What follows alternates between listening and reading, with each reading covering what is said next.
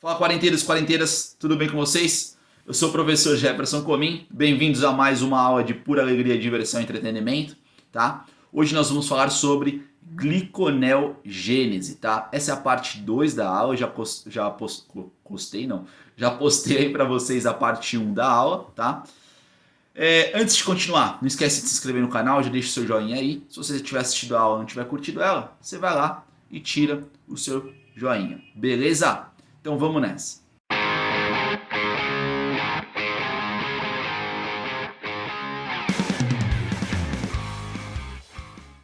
Bom pessoal, então a gente vai falar sobre a gliconeogênese. O que é a gliconeogênese? A gliconeogênese é a obtenção de uma nova glicose, tá? A partir de um componente que não é glicose. A partir de alguma coisa que tem nada a ver com glicose, para falar a verdade. Eu mostrei para vocês na parte 1 que lá no nosso músculo a gente consegue pegar as proteínas, fazer proteólise e obter aminoácidos. Esses aminoácidos eles conseguem ir para o nosso fígado, sobretudo a alanina. E lá essa alanina ela vai ser convertida em piruvato. O que acontece? Eu tenho lá a alanina, tá? Essa alanina tem um grupo amino. Eu tiro esse grupo amino. Tirei fora. O que sobra da alanina, eu vou obter, o que sobra da alanina eu vou chamar de piruvato, tá? Então mais uma vez, eu tenho lá a alanina, ela tem um grupo amino, eu tiro esse grupo amino, o que sobrar da alanina é o piruvato, tá? O nosso músculo ele consegue armazenar glicogênio, só que ele é egoísta, porque o glicogênio que ele armazena para ele é para fornecer glicose só para ele, tá? E aí, esse glicogênio, essa glicose, né, que o músculo tem, ela vai ser utilizada e vai nos fornecer lactato. Esse lactato cai na corrente sanguínea, chega no seu fígado e lá no seu fígado ele é convertido em piruvato, tá? Esse piruvato ele vai nos fornecer glicose e é exatamente isso que a gente vai ver, como que esse piruvato consegue se transformar em glicose, tá? É uma coisa importante, cada glicose tem 6 carbonos, já cada piruvato tem 3 carbonos. Ou seja, eu vou precisar juntar 2 piruvatos para obter uma glicose, tá? Isso é muito importante você saber. O que mais que era importante que eu esqueci? Bom, o que eu vou precisar que vocês lembrem, né? Falando de esquecimento, eu preciso que vocês lembrem.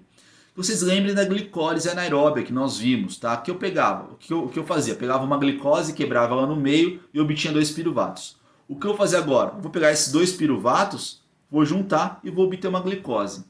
Dessa maneira a gente pode falar, a gente pode pensar, na verdade pensar, né? A gente pode pensar que a gliconeogênese ela é o oposto da glicólise, tá? O que acontece? Através da glicólise nós quebramos uma glicose e obtemos 2 piruvatos. Na gliconeogênese nós pegamos 2 piruvatos e obtemos uma glicose, tá? Na glicólise, se vocês lembrarem lá, nós temos 10 reações. Dessas 10 reações, 7 dessas reações são reversíveis, ou seja, elas vão ser reaproveitadas na via metabólica da gliconeogênese. Já as outras 3, elas são irreversíveis, ou seja, na gliconeogênese nós vamos precisar de novas enzimas para realizar essas reações, essas 3 irreversíveis. Dá uma olhada aí na tela no que eu separei para vocês. Bom pessoal, aqui a gente tem então a glicólise ocorrendo, então olha lá, começa com glicose e termina com 2 piruvatos. Olha lá em cima está escrito glicose e lá embaixo está escrito 2 piruvatos. A glicólise ela vai nesse sentido, da setinha amarela aí, tá? De glicose até piruvato. Já a gliconeogênese vai no sentido oposto, vai de piruvato até glicose, tá? Só que, se vocês repararem em todas as setinhas que estão em preto aí, vocês vão encontrar 3 setinhas que têm mão única. Então você tem aí 3 setinhas que têm mão única. Uma das setinhas fica entre glicose e glicose 6-fosfato. Outra das setinhas de mão única é a que está em preto, tá pessoal? Que está em azul está só ilustrando para vocês. Outra setinha em preto que é irreversível é de frutose 6-fosfato até frutose 1,6-bisfosfato. E lá no final também tem uma reação irreversível na setinha preta. A setinha azul grandona aí está só para ilustrar para vocês. A outra reação irreversível é de fosfenolpiruvato até piruvato. Bom, então só para recordar, nós temos lá 7 reações que são reversíveis e outras 3 que são irreversíveis. A gliconeogênese e a glicólise vão compartilhar 7 enzimas, elas vão usar as mesmas enzimas, tá? Então quando eu estiver querendo obter glicose, a enzima vai fazer uma função. Quando eu estiver querendo obter piruvato, a enzima vai fazer outra função. A mesma enzima vai exercer outra função, tá? Só que 3 dessas reações são irreversíveis, então nós vamos precisar de componentes novos, tá? E a gente vai começar pelo começo da gliconeogênese, ou seja, a gente vai começar vendo lá o piruvato. Volta a olhar para a tela aí. Então, pessoal, o que eu preciso fazer? Se eu quero ir no sentido oposto, ou seja, se eu quero de piruvato obter glicose, a primeira reação que eu vou ter vai ser de piruvato para obter fosfenolpiruvato, tá? E como que isso vai acontecer? O piruvato ele não consegue ser convertido diretamente em fosfenolpiruvato. Nós vamos precisar obter um intermediário chamado de oxaloacetato, que você já ouviu falar. É o quê? E aí? E aonde que você ouviu falar sobre oxaloacetato? E aí? Lembra? Você ouviu falar de oxaloacetato? Lá no ciclo de Krebs. E o ciclo de Krebs ele ocorre na matriz mitocondrial. Só que o piruvato ele não está na matriz mitocondrial, ele está no citoplasma da célula. O que eu preciso fazer? Eu preciso pegar esse piruvato e jogar ele para dentro da mitocôndria. Volta a olhar para a tela aí. Então olha lá, o piruvato está todo pimpão com seus 3 carbonos no citoplasma da célula, tá? Esse piruvato, o que tem que acontecer com ele? Ele tem que ir para a matriz mitocondrial. Lá na matriz mitocondrial, ele tem que se transformar em oxaloacetato, para então ele voltar para o citoplasma da célula e ser convertido em fosfenolpiruvato, tá? Só que, o primeiro problema que a gente consegue ver aí, o piruvato tem quantos carbonos? Tem 3 bolinhas, né? O oxaloacetato tem quantos carbonos? Tem 4.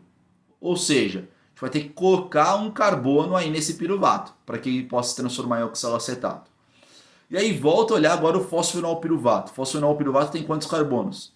Tem 3 de novo. Então olha que bagunça. Piruvato tem 3, oxaloacetato tem 4 e fosfenolpiruvato tem 3. O que eu preciso fazer com o piruvato? Eu preciso colocar um carbono nesse piruvato para que ele se transforme em oxaloacetato. E depois eu preciso tirar um carbono do oxaloacetato para que ele se transforme em fosfenolpiruvato.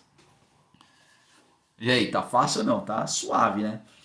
E é exatamente sobre isso que a gente vai falar agora, tá? A gente vai ver quais enzimas que participam aí e eu vou chamar bastante a sua atenção ali para os micronutrientes, tá? Simplesmente porque eu gosto de ser chato e porque eu gosto de criticar quem não pensa nos micronutrientes, porque eles são fundamentais para o nosso metabolismo. Volta a olhar para a tela aí. Então, ó, deu uma mudada aí no nosso esqueminha, tá? Só para aproveitar melhor o espaço.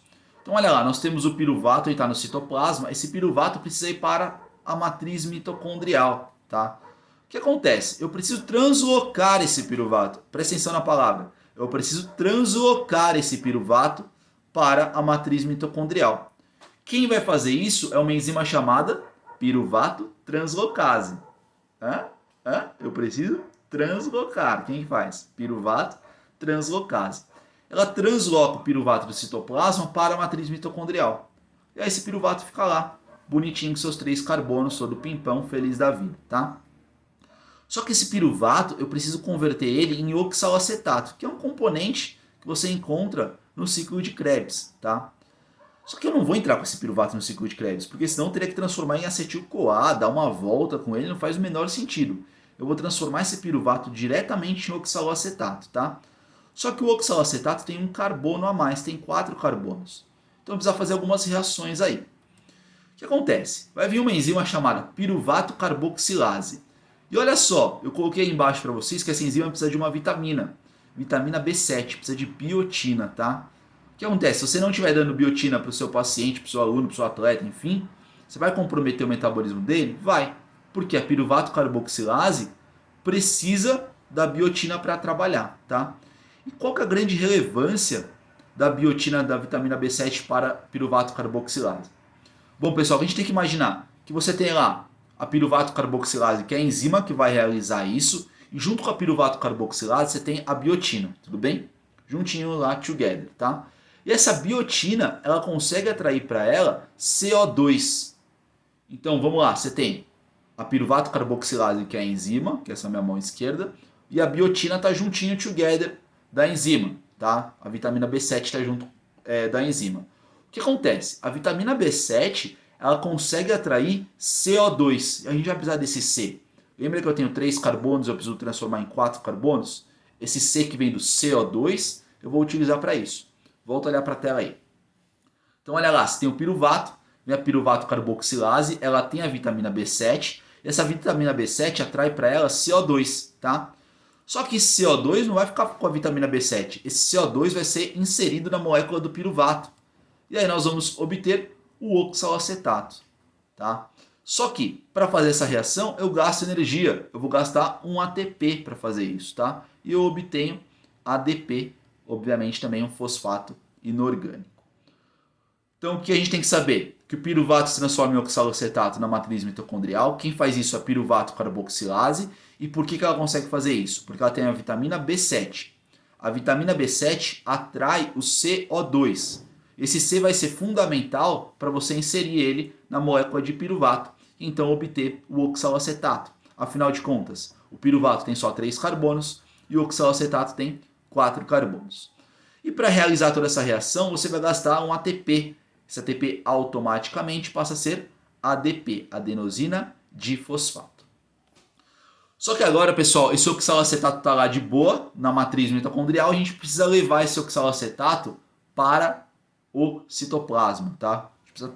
A gente precisa lançar esse oxalacetato, olha só o verbo que eu usei. A gente precisa lançar esse oxalacetato de volta para o citoplasma. E quem vai fazer isso é um cara chamado lançadeira malato-aspartato. Dá uma olhada na tela aí de novo. Então olha lá, você tem o oxalacetato na matriz mitocondrial, vem a lançadeira malato-aspartato, o que ela faz? Ela lança o oxalacetato para o citoplasma. Tá? Só que, quando ela lança esse oxalacetato para lá, para o citoplasma, vem uma outra enzima chamada fosfoenolpiruvato carboxiquinase. E o que esse cara vai fazer, essa fosfoenolpiruvato carboxiquinase vai fazer? Ela vai pegar esse oxalacetato e vai tirar um carbono dele. Vai tirar de novo aquele CO2 que a gente acabou de colocar. Tá? Por quê? Eu quero voltar a ter uma molécula com 3 carbonos. Tá? E ela também vai inserir um fosfato nessa molécula que agora vai ter 3 carbonos. Só que esse fosfato ele vem do GTP, guanosina trifosfato. Tá? A gente comentou um pouquinho sobre o GTP no ciclo de Krebs, quando a gente falou de ciclo de Krebs. Então, de novo, o oxalacetato está lá na matriz mitocondrial e ele vai ser lançado para o citoplasma. Quem faz isso? A lançadeira malato-aspartato.